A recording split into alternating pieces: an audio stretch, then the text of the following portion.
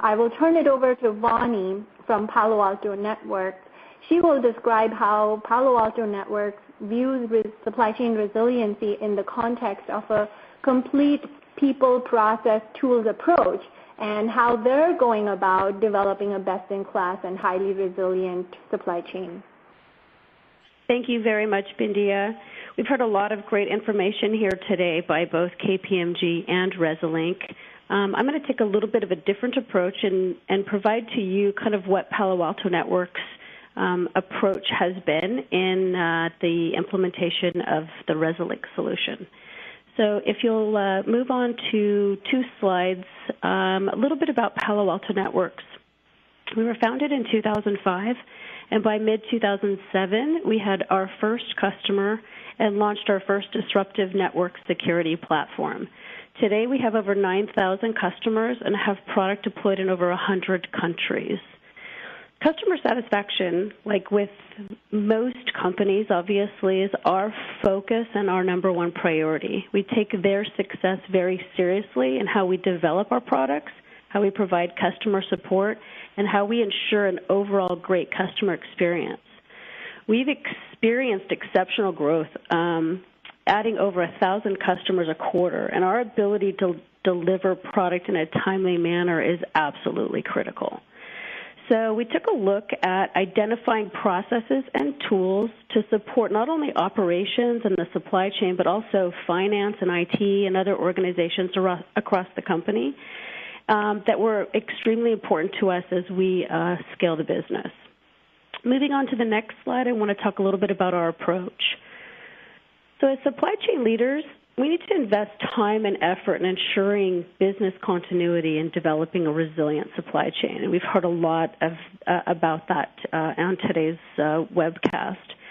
We believe the first step is to acknowledge that we and our contract manufacturers and our suppliers are highly interdependent on each other, and that resiliency is our common unifying objective.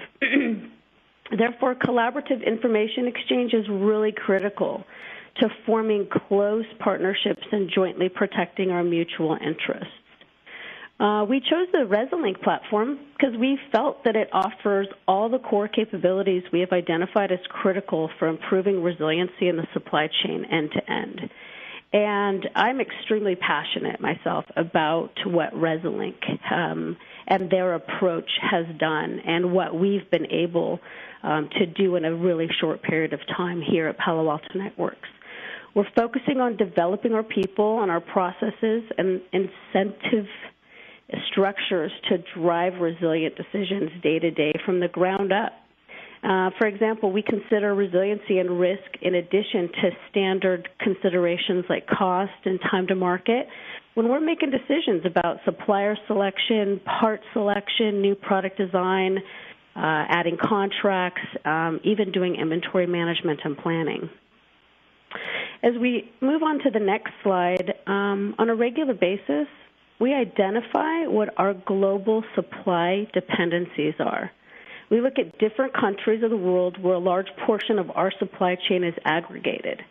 Not only that, we also consider countries that may not have a huge site concentration but are critical because high-impact parts are originating there.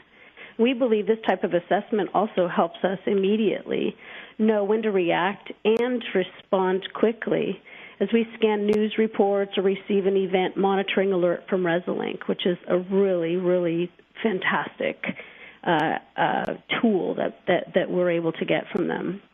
Knowing which parts of China, for example, that our parts are made in helps us filter out irrelevant news and events and really focus our efforts on when something occurs that's close to our hotspots.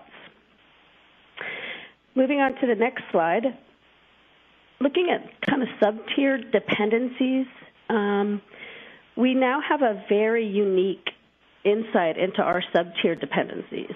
As supply chain practitioners, we have always had some insight into foundry or assembly or test manufacturing capabilities, but a lot of that information is scattered around our teams here internally, some collective knowledge base or sitting in someone's head or on in a book, on someone's laptop, but now our entire team is able to access and leverage a lot of sub-tier dependency information from the Resiliency solution. And in addition, use this information in designing supply chain or new products or making inventory and planning decisions.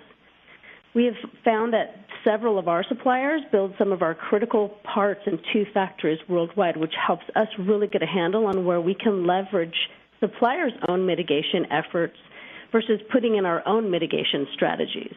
Clearly, like with everyone, business continuity is vital to our success. Moving on to the next slide, excuse me, our team is growing leaps and bounds.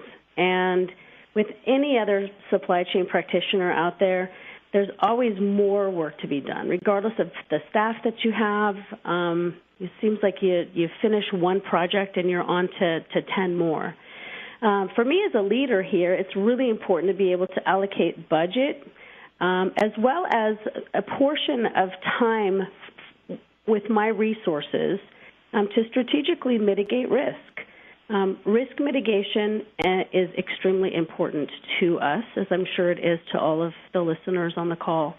To this extent, having the impact view is a great way to quickly pinpoint which of our parts have the potential to have a high impact to us, Palo Alto Networks, and then we prioritize the efforts and the resources there. In addition to the proactive mitigation, we're always in the loop on global events with disruptive power because Resiliency sends us event notifications, which gives us a lot of information about suppliers, their sites, various parts in the region. And as you can see on this slide, I think there's an email even that's in there as to kind of what those notifications look like to us. But this allows us to make the call and when to activate our response efforts and begin calling our contract manufacturers and our supplier partners to react and respond quickly. And that is the key here. Moving on to the next slide. I think the most important message I could give here is, what's really important for us is the continued focus on resiliency, right? We believe resiliency is a journey, and we're committed to this long term. I don't view it, and I don't think my team views it as a short-term deliverable, and certainly it's not to our key stakeholders. We have a great start with how we are undertaking this journey since we are thinking about this in all dimensions, and we have worked extensively with the Resiliency team in continuing to build stronger ties and relationships and trust within our supply chain partners, as well as growing our knowledge of the supply chain and allowing us to lay a strong foundation for our teams to execute on as Palo Alto Networks grows into a very large public company. So with that, I thank you for your time, and I'll turn it back over to Kevin O'Loughlin. Thanks.